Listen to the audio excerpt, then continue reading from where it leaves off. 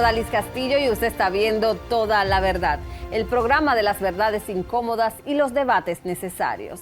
Señores, hay un caso que fue titular en los últimos días de un señor que pasó 20 años en prisión preventiva sin recibir una sentencia definitiva. Este caso no solo estremece por el tiempo transcurrido, también obliga a cuestionar la capacidad del Estado para garantizar el derecho más elemental de cualquier persona: ser juzgada dentro de un plazo razonable. Si esta situación ocurrió sin que fiscales, jueces y autoridades penitenciarias actuaran para corregirla, la pregunta deja de ser qué falló en un expediente y pasa a ser qué tan profundo es el problema dentro del sistema de justicia dominicano. ¿Se trata de un hecho excepcional o de la evidencia de una práctica que ha permanecido invisible durante años? Sobre estas interrogantes conversamos con el presidente de la Comisión Nacional de los Derechos Humanos, el doctor Manuel María Mercedes. Buenas noches. Doctor, ¿cómo es posible que una persona permaneciera privada de libertad durante 20 años sin recibir una sentencia definitiva? ¿Y qué presenta este caso representa este caso para el sistema de justicia dominicano? Eso lo que acaba de suceder y detectar la defensa pública constituye una vergüenza para el sistema de justicia en la República Dominicana, representada en el Ministerio Público y representada en la justicia dominicana a través del Poder Judicial. Constituye una violación a la Constitución, a los derechos fundamentales, a los derechos humanos, al igual que a los pactos, convenios internacionales de los que somos signatarios. Y además constituye también una grave violación al Código Penal, cuando el Código es claro, es preciso, es mandatario, cuando dice que cuando el fiscal, el Ministerio Público, presenta la medida de solicitud de coerción, que siempre acuden a la prisión preventiva, el juez debe acoger una de las medidas y la que escoja no puede ceder de 3 meses. Y dice el Código, porque para exceder de ese plazo, en el marco de los 3 años, en el marco del año, el tribunal y sobre todo el juez debe declararlo complejo. Y cuando se habla de la complejidad, se habla de 18 meses. Sin embargo, en el caso que nos ocupa, durar 20 años de una prisión preventiva, no hay forma como explicárselo a la sociedad dominicana, ni mucho menos cómo el Poder Judicial y el Ministerio Público pueden responder ante esa ofrenda que se acaba de detectar en Dajabón de un privado de libertad. Eso es inaceptable, eso debe llamar poderosamente al Ministerio Público y debe llamar a reflexión al Poder Judicial, porque resulta que casi el 33% de los privados de libertad en situación preventiva están vencidos del plazo que plantea el Código y del plazo que el juez le ha dado al Ministerio Público, y todos por inoperancia del Ministerio Público, que no presenta a tiempo la acusación, y cuando suele presentarla, entonces los jueces, a través de la famosa fase del reenvío y del olvido, se olvidan de lo que está contemplado en el debido proceso y en el Código Penal dominicano. ¿Usted considera que este caso constituye una violación a las garantías constitucionales del debido proceso? Claro que sí, grave porque no hay otro término. Yo le agrego, además de grave, una vergüenza para el sistema de justicia en la República Dominicana. ¿Dónde están los fiscales? ¿Dónde está el Ministerio Público de Dajabón? ¿Dónde están los jueces de la instrucción que dieron la orden de privación de libertad de ese ciudadano y que se olvidaron de los plazos constitucionales, de los plazos establecidos en los pactos y convenios internacionales del plazo de 1 año que habla el Código Penal, entonces yo pienso que estamos ante un hecho que debe llamar considerablemente al sistema de justicia que ha fracasado en la República Dominicana. Cuando uno escucha historias como estas, la pregunta que uno se hace es ¿quién debería asumir la responsabilidad por mantener a un ciudadano encarcelado durante décadas sin una decisión judicial definitiva? ¿Jueces, fiscales, autoridades penitenciarias o el propio Estado? Bueno, cuando hablamos que es responsabilidad del Estado, porque el Estado es que debe valer por el debido cumplimiento del proceso de ley, pero el Estado tiene sus instituciones y en este caso hay que señalarla con nombre y apellido.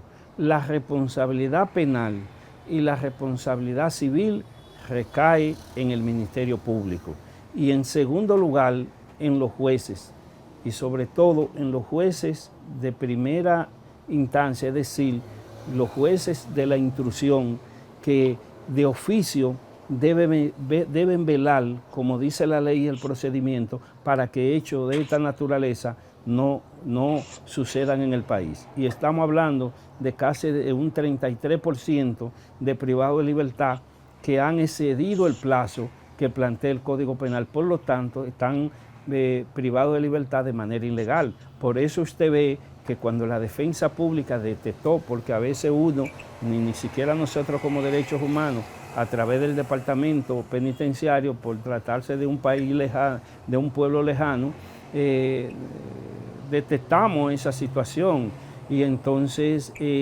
eso implica que hay que ponerle atención a lo que hoy está sucediendo en la República Dominicana con los privados de libertad que tienen el carácter preventivo, y todo eso es de responsabilidad del Ministerio Público, o la Procuraduría General de la República, a través del Ministerio Público, el Poder Judicial, a través de los jueces, son los verdaderos responsables y que con esa situación comprometen su patrimonio, comprometen su responsabilidad penal y comprometen su responsabilidad civil. ¿Existen otros casos similares en cárceles dominicanas? ¿Qué mecanismos deberían implementarse para identificarlos? Claro, quizá con una disminución del tiempo, pero conforme a las estadísticas que tenemos en los derechos humanos, si hablamos de que el 33 al 35% de los privados de libertad exceden el plazo, a nivel de los centros de privación de libertad, que en total son 42 que tiene la República Dominicana, usted se podría encontrar cientos de casos como el que ahora estamos analizando, que es el caso del ciudadano que duró 20 años preventivo en la provincia de Dajabón y que gracias a la defensa pública pudo detectarlo. Hay que crear mecanismos, pero más que crear el mecanismo, es que los jueces, que son los responsables en esta situación, deben, con este caso, reflexionar y poner en práctica lo que el Código plantea para que cuando ellos den un plazo de 3 meses, 4 meses o que al llegar el año no se le haya conocido su proceso a ese imputado, de oficio, como dice el Código, deben ser puestos en libertad. Es poner en movimiento lo que la ley dice, es cumplir lo que dice el Código Penal, que la prisión preventiva a partir del año se convierte en una pena anticipada para el imputado, cosa que no debe ser porque viola la Constitución, el Código Penal, los pactos y los derechos fundamentales de los ciudadanos. Y finalmente, ¿qué reformas necesita el sistema judicial para evitar que una persona permanezca años en prisión preventiva sin que su proceso concluya con una sentencia? Mire, yo como abogado de 35 años y activista de los derechos humanos por más de 38, 40 años, no hay que hacer reforma. Lo que hay es que aplicar lo que dice la ley y lo que dice el Código, porque en la República Dominicana tenemos leyes extraordinarias.